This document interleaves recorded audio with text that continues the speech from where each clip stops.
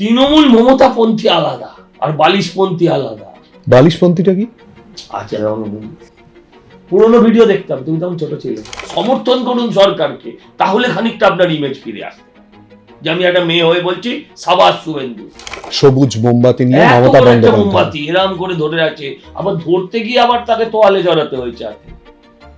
তো দিদি, এই মোমবাতির হাতে কোথায় রেখেছিলেন? এই মোমবাতিটা যদি আগে নিয়ে বেরোতেন বছর দুয়েক আগে, তাহলে তো আপনার প্রদীপটা নিভত না হতো। শিকড়ে গভীরে আপনি যেখানেই যান সেখানে শুধু দুর্নীতি, দুর্নীতি আর দুর্নীতি। এরা মানে মমতাদির হাওয়াই চটি যদি কাউকে কিনতে দিত, সেখান থেকে সে কাটবানি। যুবরাজ থেকে দেবরাজ, ওর কাছে টাকার পাহাড়, এর কাছে আস্ত পাহাড়। Can you imagine? Jamshedji Tata যদি এদের দেখতেন তৃণমূল জয়েন করে, যে আমি কি করছি লোয়ার ফ্যাক্টরি। নমস্কার, এই সময় লাইভে আপনাদের স্বাগত। আমি শিলাদিত্য। শুরু করছি রাজনীতি ডিকোডেড। আর এই মুহূর্তে আমাদের সঙ্গে স্টুডিওয়ে অতিথি হিসেবে যিনি রয়েছেন, তার অনেকগুলো পরিচয় রয়েছে, কিন্তু এই মুহূর্তে যে পরিচয়টা আপনাদের সামনে নিয়ে আসবো, বিজেপি বিধায়ক সজল ঘোষ। সজলদা, স্বাগত জানাচ্ছি আপনাকে। সজলদার সঙ্গে আমরা কথা বলবো, নানান বিষয় নিয়ে আলোচনা করব। সজলদা, অনেকগুলো বিষয়ে প্রশ্ন রয়েছে, কিন্তু বারুইপুরের ঘটনা নাড়িয়ে দিয়েছিল, আলোচনায় চলে এসেছিল এবং প্রত্যেকে প্রতিকার চাইছিলেন। পেয়েছেন তো, পাননি তো তা তো নয়, নাড়িয়েছে তো বটেই, যন্ত্রণা তো বটেই। দেখুন, এটা একটা সামাজিক অসুখ। এই সামাজিক অসুখ শুধু তো এমন নয় শুধু পশ্চিমবঙ্গে হয়, বা এমন নয় শুধু ভারতবর্ষে হয়, এটা সারা পৃথিবীর অসুখ। বিজেপি এসছে বলে চলে যাবে, এটা বিজেপি আসার আগে আপনি যদি আমার প্রচারের সমস্ত ভিডিওগুলো ফলো করেন, দেখবেন সবেতে আমার বলা আছে যে বিজেপি আসছে বলে এই অপরাধটা চলে যাবে তা নয়। কিন্তু এই যে সকালে ধরবো, জমা করব আর বিকেলে খরচ করব, এটা তো আমাদের ঘোষিত নীতি ছিল, হয়েছে। আর তবে হ্যাঁ, আই স্যালিউট আওয়ার সিএম। বলা আর করার মধ্যে অনেকটা তফাৎ আছে, গাটস লাগে এটা করতে, এন্ড হি ডিড ইট। তাহলে এটা এনকাউন্টার? হ্যাঁ, পালাতে গেছে, অস্ত্র কেড়ে নিতে গেছে, হ্যাঁ, তো পুলিশ তো করবেই, করেছে। কি কার কি কাউন্টার এনকাউন্টার আপনারা সবই জানেন, এটাতেই মানুষ ভোট দিয়েছে আমার। তিনজন তো রইল আইনের বিচারের জন্য, কিন্তু আইনকে ভয় পেতে হবে। মুশকিল হচ্ছে আইনকে ভয় পেতে হবে।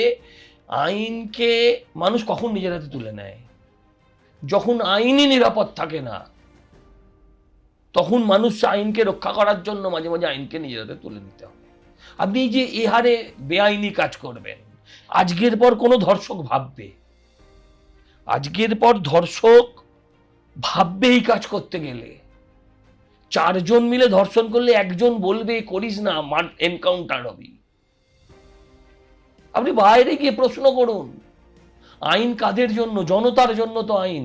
জনতা কি বলছে? কাসবকে আপনারা বছরের পর বছর, আমরা আফজল গুরুকে আমরা বছরের পর বছর বিরিয়ানি খাইয়েছি। ইয়াকুব মেননের জন্য ভোর 4টের সময় নতুন করে পার্লামেন্ট খুলেছি। অন্তত বলবেন না তো যে ধর্ষকের এই ধর্মীয় রং দেখে আমরা তাকে ছেড়ে দিয়েছি। কে ধর্ষিতা হয়েছে সেটাও আমরা বিচার করিনি। বাংলার একটা মেয়ে ধর্ষিতা হয়েছে, একটা কন্যা শিশু, বিচার পেয়েছে মা। জিজ্ঞাসা করুন ওই মায়ের কাছে গিয়ে, এই যন্ত্রণা আপনি কোত্থেকে বুঝবেন, আমি কোত্থেকে বুঝবো? আমরা বড় বড় কথা বলবো গায়ে জহর কোট চাপিয়ে, যেটা কি হলো ওটা কি হলো। যে ওই শেকু মাকুরা কতদিন বলছিল যে বিকেল হয়ে গেল, সন্ধে হয়ে গেল, সে মালগুলো আবার উল্টো দিকে এখনই কালো পতাকা নিয়ে মিছিল করবে। আর যদি ভুলেও ওই অপরাধীর নাম এর আগে মানে এমডি এসকে কিছু থাকতো, তাহলে দেখতেন এখন বাংলা বন্ধ। এই বার্তাটা দেওয়ার খুব প্রয়োজন ছিল। একদম একদম প্রত্যেকটা অপরাধীকে ভেবে রাখতে হবে যে ভাই, তোকে আইন বছরের পর বছর বিরিয়ানি খাওয়াবে না। আইনের ফাঁকও আছে, গলে যাবে কেউ টুক করে। এরম অপরাধ করে আবার আসামি পালাতে যাবে, বন্দুক কেড়ে নেবে, তাহলে তো করবেই পুলিশ, করবে না? কালীঘাট তৃণমূল ইতিমধ্যে বারুইপুরের ঘটনায় রাস্তায় আমরা দেখেছিলাম এর আগেও সবুজ মোমবাতি নিয়ে এত বড় একটা মোমবাতি এরম করে ধরে আছে, আবার ধরতে গিয়ে আবার তাকে তোয়ালে জড়াতে হয়েছে হাতে। তো দিদি, এই মোমবাতির হাতে কোথায় রেখেছিলেন? এই মোমবাতিটা যদি আগে নিয়ে বেরোতেন বছর দুয়েক আগে, তাহলে তো আপনার প্রদীপটা নিভত না হয়তো। ভয়ঙ্কর ব্যাপার না, এত বড় মোমবাতি নিয়ে যাচ্ছে রাস্তা দিয়ে, হাজার ধর্ষকের নায়ক মানে রক্ষাকর্তা ধর্ষণের বিচার চাইছে। কি বলেছিলেন ওই পার্ক স্ট্রিটে? ছোট ঘটনা, সাজানো ঘটনা। কামদুনিতে বলেছিলেন সিপিএম আর বিজেপির আঁতাতের সাজানো ঘটনা। হাঁসখালির মেয়েটাকে কি বলেছিলেন? প্রেগনেন্ট ছিল। এখন মনে হলো না দিদি এই মেয়েটা কি ছিল? সব মানুষ ধরে ফেলেছে, এসব করে লাভ হবে না। সমর্থন করুন সরকারকে, তাহলে খানিকটা আপনার ইমেজ ফিরে আসতে পারে। যে আমি একটা মেয়ে হয়ে বলছি সাবাস শুভেন্দু, তোমাকে প্রণাম প্রণাম না, তোমাকে শুভেচ্ছা জানাই, এরকম একটা লিখুন, কিছুটা ইমেজ উদ্ধার হবে না। মমতা বন্দ্যোপাধ্যায় বা কালীঘাট তৃণমূল সমর্থন না জানালেও তো ঋতব্রত তৃণমূল ঘুরিয়ে সমর্থন জানিয়ে দিয়েছে, এটাই তো সমালোচকদের বক্তব্য। মমতা ব্যানার্জির মিনিমাম আত্মসম্মান থাকলে হয় রাজনীতি ছাড়া উচিত, মানে আমার কথা মানে থুতু ফেলে ডুবে মরা উচিত, এমন জায়গায় নিয়ে গেছে। তৃণমূল যারা বলতো যে একটাই পোস্ট বাকি সব ল্যাম্পপোস্ট, একটা পোস্ট বাকি সব ল্যাম্পপোস্ট, তারা কি বলছে? মমতাপন্থী তৃণমূল। তৃণমূল মমতাপন্থী আলাদা আর বালিশপন্থী আলাদা, চিন্তা করা যায়। বালিশপন্থীটা কি? আচ্ছা দেখবে, পুরোনো ভিডিও দেখতে হবে, তুমি তখন ছোট ছিলে। মমতাপন্থী তৃণমূল, এইটা কি সজলদা প্রত্যাশিত ছিল? ভোটে 4 তারিখ না, ভোটের ফলাফল, ভোটে জেতা এবং তারপর বিরোধীরা ছত্রখান, কার্যত দল নেই অবস্থায় চলে গেল। আপনি আমার প্রচারের সবগুলো ভিডিও করা ছিল, ভিডিওগুলো যদি আপনার কাছে থেকে থাকে, নয়তো আপনি আমার পেজে দেখুন, 60-62 দিন হলে আবার মুছে দিচ্ছে আজকাল বোধহয় ফেসবুক, যদি থেকে থাকে আপনি গিয়ে তাকিয়ে দেখুন। আমি প্রত্যেকটাতে বলেছি যে 4 তারিখ 4.5 তারিখ, আমি এই শব্দটা ব্যবহার করতাম, 4.5 তারিখের পরে তৃণমূল বলে কিছু থাকবে না। 4.5 তারিখ থেকে তৃণমূল বলে কিছু থাকবে না। তো এখনো আছে, এটাই আশ্চর্য। হ্যাঁ, এরকম ছত্রাখানা হবে এটা বুঝি। দিল্লি মানে সাংসদদের ক্ষেত্রে, রাজ্যের ক্ষেত্রে, বিধায়কদের ক্ষেত্রে এবং তার সঙ্গে কলকাতা এবং সারাউন্ডিংস এরিয়া যদি দেখি কাউন্সিলরদের ক্ষেত্রে সব তো পদত্যাগ, কেউ নেই ছন্ন ছাড়া। আপনি নিজে কলকাতা পৌরসভায় ছিলেন, ফিরহাদ হাকিম পদত্যাগ করে চলে এলেন, যদি আসার সময় তিনি আবেগপ্রবণ হয়ে গেছিলেন, ছবি দেখা গিয়েছিল। আমি বলছি এরা মলমূত্র অব্দি ত্যাগ করতো না, ওজন কমে যাবে এই ভয়। কি এমন ভয় যে এরা সব পদত্যাগ করছে? এদেরকে কেউ জোর করে বলেছে যে তোরা পদত্যাগ কর, তোরা ছেড়ে দে, ভাঙিয়ে আমরা কেন উল্টো লোককে বসানোরও চেষ্টা করিনি? এরা নিজেরাই ছেড়ে পালাচ্ছে, ভাবছে ছেড়ে পালালে বোধহয় বেঁচে যাওয়া যাবে না। নমস্কার করেছিল একজন কদিন আগে, তারপরে অ্যারেস্ট হয়েছে। এখন তাদের জাত ভাইরা মামলা তুলে নিল, সে আলাদা কথা, কেউ বাঁচবে না। অপরাধ করেছে যারা, তারা সবাই শাস্তি পাবে। দুর্নীতি কোন শিখরে গিয়েছিল যে কারণে এই পরিণতি বলে মনে হয়? ফলাফল থেকে আজকের চিত্র। শিখরে শুধু নয়, শিখর মানে ওপরে, গভীর মানে নিচে, সর্বত্র ছড়িয়ে গেছে। আকাশ থেকে পাতাল সর্বত্র দুর্নীতি ছড়িয়ে গেছে। শিখরে গভীরে আপনি যেখানেই যান সেখানে শুধু দুর্নীতি, দুর্নীতি আর দুর্নীতি পাবেন। একদম মানে এরা যে জায়গাটায় নিয়ে গিয়েছিল, এরা মানে মমতাদির হাওয়াই চটি যদি কাউকে কিনতে দিত, সেখান থেকেও সে কাটমানি খাবে, এই জায়গায় পৌঁছে গেছে। বরানগরে কি হয়েছে? তৃণমূল যা হওয়ার তাই হয়েছে, গামলা উল্টে গেছে। এখন বরানগরের বিধায়ক হিসেবে যখন প্রত্যক্ষ করছেন, সেখানে কোন কোন সমস্যা সব থেকে বেশি দেখছেন? পুরোটাই সমস্যা। প্রমোটিং,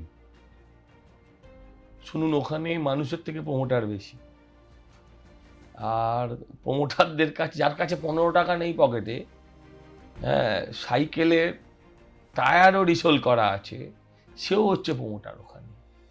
আসলে কাউন্সিলরের আনুগত্য থাকলে আর কাউন্সিলরকে একটু দক্ষিণা দিয়ে দিতে পারলেই আপনি মানুষকে ঠকিয়ে ভুল বুঝিয়ে, সব গরিব মানুষ,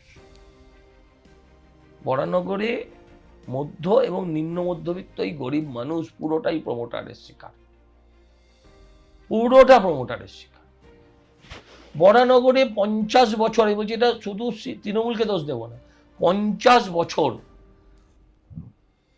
2 পশলা বৃষ্টি হলে 1 কোমর জল। আমি একটা হৃদয় বিদারক একটা ঘটনা বলি, ঘরের ভেতরে জল 1 কোমর, উঁচু উঁচু খাট, মানে ওই খাট থেকে পড়লে আপনার সেরিব্রাল হয়ে মারা যাবেন, হেড ইঞ্জুরি হয়ে মারা যাবেন।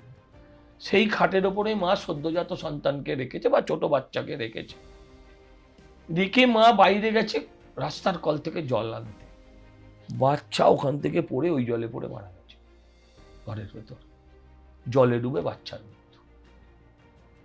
কেন? ইমাজিন। এই সমস্যা একদিনের নয়, আমি গামলা বলে পালিয়েও যাব না। এই সমস্যা একদিনের নয়। আমি মানুষকে বলেছি আমি শুদ্ধ পানীয় জল দেব, পর্যাপ্ত পানীয় জল দেব, এবং আমি মানুষকে বলেছি যে জমা জলের হাত থেকে দূর কর। মানে আমি বলছি, যদি আপনাকে বরানগর, সৌগতদার এই বয়সের দরকার নেই, মানে একটা কোনো ইয়াং অভিষেক বন্দ্যোপাধ্যায়কে যদি একবার ওই সাইকেল রিক্সা বা অটোয় করে পুরো বরানগর ঘোরায়, ওখান থেকে বেরিয়ে সোজা ও অর্থোপেডিক ডাক্তারের কাছে চলে যাবে, সোজা অর্থোপেডিক ডাক্তারের কাছে চলে যাবে, ওর সিদ্ধানা টেরা হয়ে যাবে। এমন রাস্তাঘাটের অবস্থা, রাস্তায় আলো নেই, জঞ্জাল সাফ হয় না, মানে একটা চূড়ান্ত ব্যবস্থা। উন্নয়ন শুধু কাউন্সিলরের বাড়ির সামনেই দেখলে পুরো বুঝতে পারবে যে কত উন্নয়ন হয়েছে। বলছি অভিষেক বন্দ্যোপাধ্যায় কি সাইকেল রিক্সায় ঘোরাতে হবে? তা নাহলে কোমরের ব্যাপারটা বুঝবে না। ওর যেসব বিদেশি গাড়ি, উঁচু উঁচু চাকা, আবার আগে তো বুলেট প্রুফ গাড়ি দেখতাম, এখন তো ওটা আবার ডিম প্রুফ গাড়ি নিয়ে এসছে। সেবার লোক যেভাবে ঝুলে যায় ও দেখতে পাবে না, বুঝতে পারবে না। ওকে একটু হয় সাইকেল রিক্সায় নয় অটোয় করে ওকে ঘোরাতে হবে, তাহলে বুঝতে পারে। ভয়েস স্যাম্পল টেস্টের প্রসঙ্গ বারবার করে উঠে আসছে, কলকাতা হাইকোর্টে বারবার করে মামলা। যে এবার যেতেই হবে। হ্যাঁ, মানে গলা টিপে গলা থেকে আওয়াজ বার করতে হবে, এছাড়া কি উপায় আছে? টাকার পাহাড়ের কথা আমরা দেখছি। অভিষেক বন্দ্যোপাধ্যায় এই মুহূর্তে কোথায় রয়েছে, তার কোথায় কোথায় কি কি টাকা ইনভেস্ট করা আপনি রয়েছে, শুধু থেকে দেবরাজ যুবরাজ কেন, চক্রবর্তী। যুবরাজ থেকে দেবরাজ, ওর কাছে টাকার পাহাড়, এর কাছে আস্ত পাহাড়। Can you imagine? একটা কত একটা ছোট বাচ্চা ছেলে, বলতে গেলে আমাদের থেকে অনেক ছোট, 10-12 বছরের ছোট হবে আমার থেকে। হ্যাঁ, এখন যদি মানে জামশেদজি টাটা যদি এদের দেখতেন, তৃণমূল জয়েন করে যেত, যে আমি কি করছি লোয়ার ফ্যাক্টরি, কি আমি ওই যদি ধীরুভাই আম্বানি, কি আমি করলো দুনিয়া মুঠি মে, দুনিয়া তো এদের মুঠিতে, কিছুই করেনি, কিছুই করেনি, বলছে 1300 কোটি। তুমি চোখ বন্ধ করে ভাবো 1300 কোটি ভাবা সম্ভবই না। ভাবা সম্ভব? ওদের দেখো মহাপুরুষ, কটা শূন্য বলতে পারবো না। মহাপুরুষ, সে তো ও বলতে পারবো, ও তো স্কুলে যায়নি, ওটা শূন্যটাই জানে, আর কিছু জানে না। হ্যাঁ, কিন্তু দেখো, মানে আমি বলছি তো, মানে এটা যে কত বড় ইন্ডাস্ট্রি। আমি বলছি ভালো করে শুভেন্দুবাবু যদি শুরু করেন, একেবারে যেভাবে করছেন, আর একটু যদি ভালো করে, একদম গ্রাম পঞ্চায়েত থেকে শুরু করবে মমতা ব্যানার্জি অবধি, ভালো করে ঝাড়া বোঝাই যদি হয় না, এই যে 8,15,000 কোটি টাকার যে আমাদের দেনা, 1 সপ্তাহ লাগবে না, 1 সপ্তাহ লাগবে না, পুরো দেনা চুকে যাবে। তাহলে 13,000 কোটি তো শুধু একটা দেবরাজের ঘরে। দেবরাজের পরিচয় কি? একটা এমএলএ স্বামী, একটা বড় জোর পুরসভার এমআইসি, বা আর বড় চেয়ারম্যান কিছু একটা আছে, কাউন্সিলর। আমার বাপ তো 25 বছর, বাবা 25 বছর কাউন্সিলর ছিলেন, এমআইসি ছিলেন, অপোজিশন লিডার ছিলেন। 13 টাকাও দেখতে পেলাম না তার কাছে, বেচারি। সত্যি, হ্যাঁ, আমিও তো 5 বছর কাটালাম, চোর বলতে তো পারলো না। আজকে কেমন লাগছে, কি কি ফেস করেছিলেন? ও আমার খালি চাপ তো বটে, কিন্তু আমার খালি অনেকগুলো দৃশ্যের মধ্যে যেটা মনে পড়ছে যে পুলিশ ঢুকছে, আপনি বলছেন যে আমাকে কি করে অ্যারেস্ট করে নিয়ে যায়, তার জন্য আমি অপেক্ষা করব, দেখব, দরজা ভাঙলে ভাঙুক, দরজা ভাঙছে এবং তারপরে পুলিশ ঢুকছে এবং সজলদাকে নিয়ে যাচ্ছে, তারপর সেখান থেকে বেশ কতগুলো দিন বছর কেটে গেল এবং তারপর এই মুহূর্তে বিধায়ক সজলদা প্রবেশ করছেন বিধানসভায়। এই দৃশ্যটা খালি মনে হ্যাঁ, পড়ছে। ওদের কয়েকজন অফিসার আমার বিধানসভায় খুব জোরে জোরে স্যালুট মারে, আমি মুখ ঘুরিয়ে নিই। আমায় বলে যে এখনো রাগ আছে, আমি উত্তর দিই না, রাগ থাকলে তো এখানে থাকতো না। সেই দিনে সেই ঘটনার পর যখন বিধায়ক হিসেবে জয়ী ঘোষণা করা হলো। না, আমি বলছি, আমি একটা ইতিহাস অনেকেই হয়তো জানেন না, আমি তখন ছাত্র রাজনীতিতে, একটা সময় কলেজে 11-12 পড়ানো হতো, আমি কলেজের 11-12 পড়া ছিল। তো বামফ্রন্ট সরকার 11-12 কলেজ থেকে তুলে দেওয়ার সিদ্ধান্ত নেয়। আচমকা, তখন স্কুলেরও ইনফ্রাস্ট্রাকচার এতটা রেডি হয়নি। তো আমি বলেছিলাম, আমরা আন্দোলন করেছিলাম যে কলেজ থেকে তোলা চলবে না। তো এই দাবি নিয়ে আমরা 21টা ছেলে বিধানসভার হাউসের ভেতরে ঢুকে পড়েছিলাম। যে হাউসে আজকে আমরা বসি সেই হাউসের ভেতরে ঢুকে পড়েছিলাম 21 খানা ছেলে। স্পিকার সাহেব ছিলেন হাসিম আব্দুল হালিম। তো আমাদের বিচার করেছিলেন কাঠগড়া বানিয়ে, অনেকক্ষণ আটকে রাখা হয়েছিল বিধানসভায় প্রথমে, তারপরে বিচার হলো আমাদের। নিয়ম হচ্ছে ওখানে পুলিশের আইন না, ওখানে হচ্ছে স্পিকার ল, স্পিকার যেটা বলবেন সেটাই আইন। তো উনি আমাদের 3 দিনের জন্য প্রেসিডেন্সি জেলে পাঠিয়েছিলেন। তো যাবার সময় জোশের মাথায়, তো ভেবেচিন্তে নয়, বলেছিলাম এর পরে যখন আসবো তখন বিধায়ক হিসেবে আসবো, এমএলএ হয়ে আসবো। তো যেদিন শপথ নিলাম সেদিন আমার সেই কথাটা খুব বেশি মনে পড়ছে। দায়িত্ব অনেক বেড়ে গেছে, যে এমএলএ বলে রিল্যাক্স করবো, ভাববো, এটা ভাবার স্কোপ কমে গেছে। আমি শুনছিলাম আপনি একটু আগে ঋণের কথা বলছিলেন, বরানগর পুরসভার ক্ষেত্রে একই কথার প্রযোজ্য কি? আমি আপনাকে বলি, একটা ভয়ঙ্কর তথ্য দিই, সেটা হচ্ছে বরানগর পুরসভার বিল্ডিং ডিপার্টমেন্টের অফিসারদের সাথে আমি একদিন বসে কথা বলছিলাম, মানে মিটিং করছিলাম। আমি জিজ্ঞাসা করলাম যে তোমাদের রোজগার, মানে বিল্ডিং এর এই সিসি প্ল্যান এইসব থেকে তোমাদের মাস গেলে, আপনাদের মাস গেলে পুরসভার রোজগার কত, পুরসভা কত ফিজ আর্ন করে? বললো 1 থেকে 1.5 লাখ টাকা। 8 জন মানুষ আছে, সম্ভবত 4 লাখ টাকার ওপর সরকারি খরচ আছে। তো আমি প্রশ্ন করলাম, ভাই স্যালারিকে তো জাস্টিফাই করতে হবে আপনাকে। তারপর কিভাবে বললাম না বললাম ওটা এখন বাদ যাক। আমি বললাম এই টাকাগুলো রিকভার করতে হবে। রিকভার করতে হবে মানে করতে হবে। ওদের দেখলাম বেশিরভাগ বরানগরে বাসিন্দা। আমি প্রশ্ন করলাম কি করে হলো, এই প্রশ্নটা বাজারে তুলবো। সব বরানগরের ছেলেরা বরানগর পুরসভায় কি করে চাকরি পেল? বললাম আপনি প্রশ্নটা তুলবো না, আপনারা রিকভার করবেন। গত 1 মাসে সেখানে 4 কোটি টাকার বেশি অলরেডি রিকভার করেছে। অসম্ভব কাণ্ড। কে বলছে অসম্ভব? এতদিন ধরে আমি বলছি আমাদের শিক্ষামন্ত্রী জগন্নাথ দার ওখানে পাথর থেকে ঠিক বছরে সরকার রোজগার করতো 60 কোটি, সেখানে বছরে 1 মাসে রোজগার করেছে 83 কোটি। এই টাকা কোথায় গেছে? এবার বলে কোথায় গেছে? পুলিশ পাহারা দিয়ে, সাইরেন বাজিয়ে, অ্যাম্বুলেন্সে করে, তোমরা যে বলতে কোথায় কোথায় যেত, সেখানেই গেছে। আরে দেবরাজের কাছে 1300 কোটি গেছে। পার্থদার টাকার পাহাড় দেখেননি? আরে নেতাদের একটা বউ 4টে করে ঘুটুন্তি, মমতাদি বলেছিল একবার, মানে জানি না আমি, হ্যাঁ, তাদের ঘরে সোনার পাহাড়।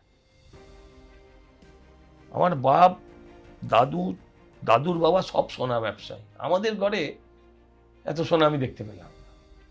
আমরা বহুদিনের পুরনো জুয়েলার। এদের ঘরে যা সোনা আছে এরা মানে দোকান খুলে বসতে পারে। Can you imagine? এক একজনের ঘরে 5 কিলো সোনা, তোমার ঘরে 5 কিলো আলু বেরোবে না। বলো 5 কিলো আলু বেরোবে না, পটল বেরোবে না, পেঁয়াজ বেরোবে না, বলছে 5 কিলো সোনা। কেন এই ঘটনাগুলো হয়েছিল? কোথাও কি চোখ বন্ধ করে মেনে নেওয়া হয়েছিল? কোথাও কি তার কাটমানি এসে পৌঁছচ্ছিল, নাকি প্রশ্রয় দেওয়ার চেষ্টা হচ্ছিল? এবং তারই সঙ্গে শীর্ষস্তর থেকে, আইপ্যাক থেকে নিম্ন স্তর পর্যন্ত সবাই ভাগ বাটোয়ারা করে নেবে, সেই পদ্ধতিই চলছিল। আইপ্যাককে নিয়ে এসেছিল কিভাবে চুরি করে, কিভাবে লোককে ভুল বুঝিয়ে, কিভাবে ভোট কাটাকাটি করে ভোটটা জেতা যায়। তারাই নাকি টাকা নিয়ে আবার ক্যান্ডিডেট দেওয়া শুরু করে। মানে তৃণমূলের সান্নিধ্যে যে আসবে, ধরুন রাজীব কুমার একটা ভালো পুলিশ অফিসার ছিল, বাট চোর হয়ে গেল। ডিজিকে সিবিআই খুঁজতে এসছে, ভাবা যায় রাজ্যে। তখন উনি ডিজি ছিলেন না, কমিশনার ছিলেন না, আমার ঠিক যাই হোক, একটা বড় পুলিশ কর্তাকে ধরতে এসছে, মমতা ব্যানার্জি ধর্ণা দিচ্ছে। রোববার ছিল, বাড়ির সামনে চলে গিয়েছিল। আপনি বলুন আজকে সে সোমবার থেকে ধর্মতলার মোড়ে ধর্ণা শুরু হয়েছিল। আজ সেই রাজীব কুমার কোথায় আছে বলতে পারবে? কেউ জানে না। কিন্তু একটা ভালো অফিসারের ক্যারিয়ারটা শেষ হয়ে গেল। একটা ভালো ইনভেস্টিগেটিভ অফিসারের, যে অনেক কিছু ইন্ট্রোডিউস করেছে রাজ্য পুলিশে, আরো অনেক কিছু দিতে পারত, সেই তার এটাই শেষ হয়ে গেল, ক্যারিয়ারটাই শেষ হয়ে গেল। কখনো ভেবেছেন এদের পাল্লায় পড়ে কে গোল্লায় যায়নি? আপনি আমায় এদের 15 বছর আগেকার চেহারা কেমন ছিল? পুরো এইরকম। এখন 15 বছর বাদে এইরকম, আবার 15 বছর বাদে এরকমই হয়ে যাবে, সেটা কথা না। হ্যাঁ, এই যে গ্রোথ মানুষ মেনে নিতে পারে। সজলদা, আপনি বলছিলেন যে এই মুহূর্তে অভিষেক বন্দ্যোপাধ্যায়ের গাড়ি কিরকম ভাবে প্রুফ করা রয়েছে, ডিম দিয়ে প্রুফ করা রয়েছে, ডিম প্রুফ। কিন্তু সজলদা, এই যে বিভিন্ন জায়গায় ডিম ছোড়া হচ্ছে, এটা কি খুব একটা ঠিক হচ্ছে? আমি ডিম কালচারের বিপক্ষে। যেদিন অভিষেককে মেরেছিল সেদিন ভাই খুব আনন্দ হয়েছিল, কিন্তু এই এখন যে যাকে দেখছে মারছে, আমি এটার বিরুদ্ধে। এটা এমন হবে এরপরে বাড়িতে ভাই ভাই ঝগড়া হবে, ডিম মেরে দেবে। হ্যাঁ, মানে স্বামী স্ত্রীর অশান্তি হলো, বউ এসে স্বামীকে ডিম মেরে দিল। এই কালচারটা এবার বন্ধ হওয়া দরকার। এটা বাংলার কালচার নয়। মানে বোমাবাজিতে আপনার প্রাণহানি হতে পারে, এখানে আপনার সম্মানহানি করা হবে। It should be stop. এটা হওয়া উচিত। সজলদা, একটু আগেই যে কথা প্রসঙ্গে উঠে আসছিল, আপনি বলছিলেন যে কার্যত ঝেঁটিয়ে বিদায় করার মতো অবস্থা গ্রাম পঞ্চায়েত থেকে। আপনি বলছিলেন আপনি অনুরোধ করবেন মুখ্যমন্ত্রীকে যে একেবারে ওপর মহল পর্যন্ত দেখার জন্য কোথায় কিরকম দুর্নীতি হয়েছে। দুর্নীতি দেখতে হবে না, ঝাড়তে হবে। ঝাড়তে হবে। আপনি বললেন 4.5 চৌঠা মে, আপনি বললেন 4.5 মের পর দেখা গেছিল ছবিটা ঠিক। 4.5 তারিখের পরই আমরা দেখলাম তৎকাল বিজেপির রমরমা ছবি, অর্থাৎ এই মুহূর্তে ইট পেতে রয়েছে ঢোকার জন্য। দেখুন, এটা তো হতেই পারে, এটা হয়। এরা দল করে খায়, এরা সিপিএম করতো বেশিরভাগটা, এরা সিপিএম থেকে তৃণমূলে শিফট হয়েছিল। আমি এটা পুরো খতিয়ে দেখে নিয়েছি, এটার উপরে আমি থিসিসও লিখতে পারি, দল যদি আমায় অনুমতি দেয়। এরা সব সিপিএম ছিল বেশিরভাগটা, সিপিএম থেকে এরা তৃণমূল হয়েছিল, তৃণমূলে থেকে এখন ওরা বিজেপি হওয়ার চেষ্টা করছে। আপনি যাই করুন না কেন, ঋতব্রত মাথা থেকে আপনি লেনিন, স্ট্যালিন, হোচিমিন তুলতে পারবেন? জীবনে তুলতে পারবেন না। ও সিপিএম এজেন্ডাটা ফুলফিল করবে, তৃণমূলের ভেতরে থেকে করেছে, ধ্বংস করেছে, বিজেপিকেও ধ্বংস করার চেষ্টা করবে। কিন্তু এত সহজ না। আমাদের একটা কোথাও আমাদের একটা টিকি বাঁধা বলে না, আমাদের একটা কোথাও বাঁধন আছে। আপনি নিজের গালে নিজে গেরুয়া রং মেখে নিন, আমি কি করবো বলুন?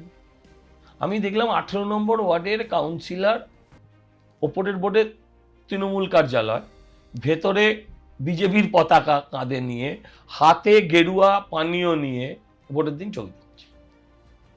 তো লোকে ওদেরকে নির্লজ্জ বলবে, বেহায়া বলবে, তার জন্য বিজেপি কি করবে আপনি আমায় বুঝিয়ে। আমার মনে রয়েছে সজলদা, শ্রমিকদা তো বলেই ছিলেন যে এটা কখনো মেনে নেওয়া যাবে না একেবারে ভোটে জেতার পর, এবং তারপর যখন ধীরে ধীরে পরিস্থিতিটা অন্যদিকে চলে যাচ্ছিল, অর্থাৎ বিভিন্ন জায়গায় মারপিটের বিক্ষিপ্তভাবে উঠে এসেছিল, আপনি নিজেও চলে গিয়েছিলেন, নিজেও গিয়ে সামলেছিলেন। আমি বরানগরে অন্তত, ওখানকার কাউন্সিলররা বলতে পারবে, অন্তত আমি 25-30টা পার্টি অফিস ফিরিয়ে দিয়েছি। আমি নিজে গিয়ে একাধিক পার্টি অফিস দাঁড়িয়ে থেকে খুলিয়েছি। তার মধ্যে অনেক নটোরিয়াসেরও ক্লাব আমি খুলি, কারণ ওগুলো দখলের পক্ষে আমরা নয়। আমার লাইন ছিল যে আমি ওদেরকে রত্নাকর থেকে বাল্মীকি বানাবো। করলেন? চলছে, এখন ধ্যান করছে, পরে রামায়ণও লেখাবো, নিশ্চিন্তে থাকুন। বিজেপি করতে দেবো। বলছি প্রসেসটা কি, মানে এই বাল্মীকি হওয়ার প্রসেসটা, সজল ঘোষের নিজস্ব প্রসেসটা কি? আমি কখনোই বলিনি আমাদের প্যারাবো, ঠ্যাঙাবো, এগুলো বলিনি, সেটাও করবো না।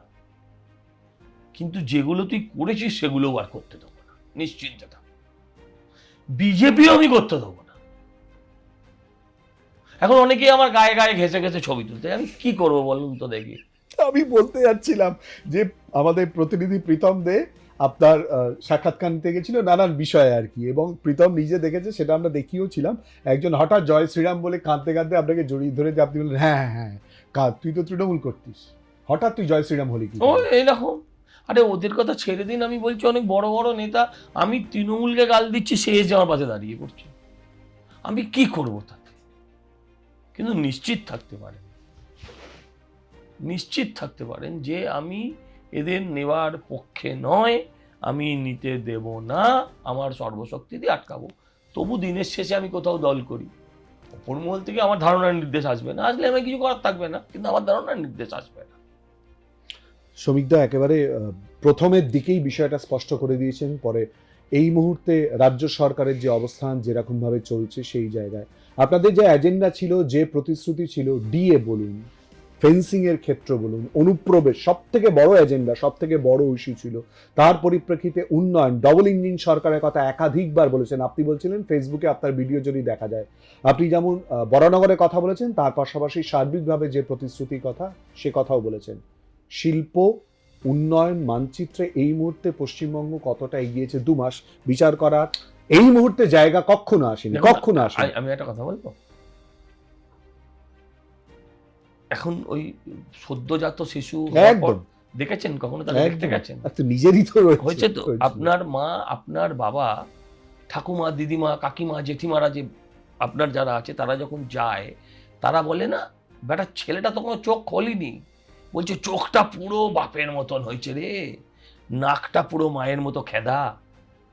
আসলে এখন ওই সময়, আপনি অপেক্ষা করুন, ভারত, পশ্চিমবঙ্গ সোনার বাংলা হবে এবং হবে, নিশ্চিন্তে থাকুন।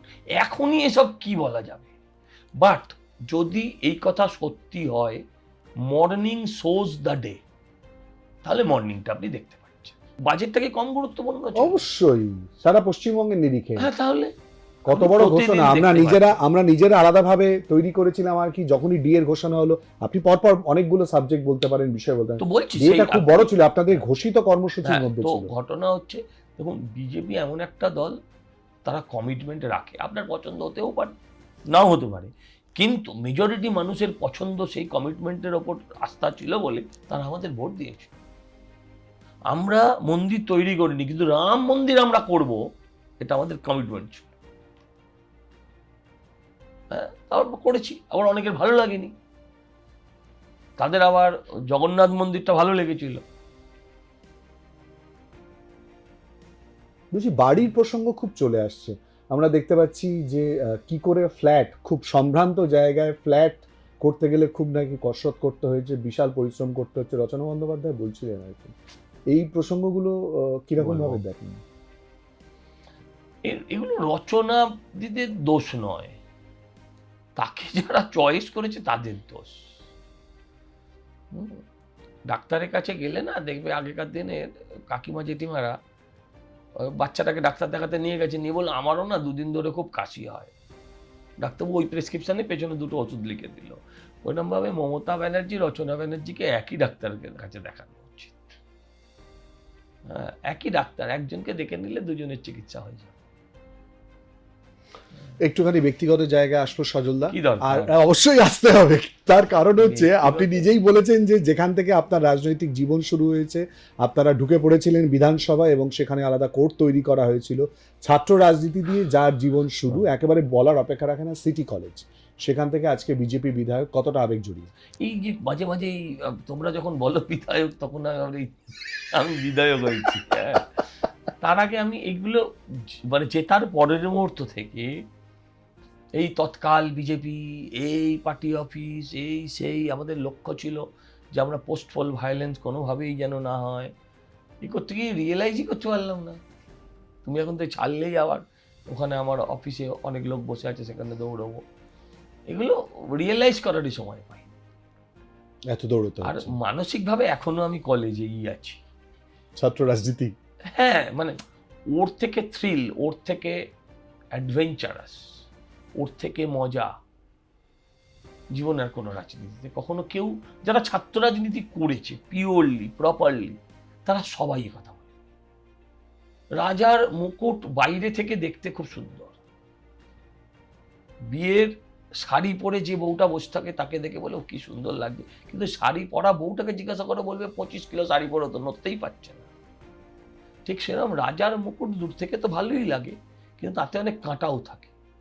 কিন্তু ছাত্র রাজনীতিক জীবনে এইসব কিছু ছিল না। না, সিটি কলেজ দেবুদা, সিটি কলেজ দেবুদা বাদ দাও, আমি বলবো জীবনের বহু দিন আমাদেরকে লকআপে কাটাতে হয়েছে, জীবনের বহু দিন আমাদের প্রেসিডেন্সি জেলে কাটাতে হয়েছে। আমি কিছুদিন আগে আমার ছেলেকে বললাম, তোর বয়সে আমি 3 বার জেল কেটেছি। তো আমার স্ত্রী আমাকে রেড়ে করে তেড়ে এলেন। তো আমি বললাম, আমি থোড়ি চুরি ডাকাতি লোকের কোনো মহিলাকে হাত ধরে টেনে মদ খেয়ে আক্রান্ত হয়েছি। যারা আমাদের ছাত্রদের হামলা করতে এসেছিল, যারা শিক্ষার পরিবেশকে কলুষিত করতে এসেছিল, আমি তাদেরকে মেরেছি। আমার কোনো লজ্জা নেই, এটা বলতেও দ্বিধা নেই। এটা যারা ছাত্র রাজনীতি প্রপারলি করেছে তারা ঠোকাঠুকি সবসময় দেখেছে। আজকে কোনো ছাত্র রাজনীতি নেই, মমতা ব্যানার্জি তুলে দিয়েছে। এবার কি হবে সজলদা? এবারে নিশ্চয়ই ছাত্র সংসদ নির্বাচন হ্যাঁ, খুব দ্রুত নিশ্চয়ই হবে, ফেরত আসবে। গণতান্ত্রিক ভাবে ভোট হবে।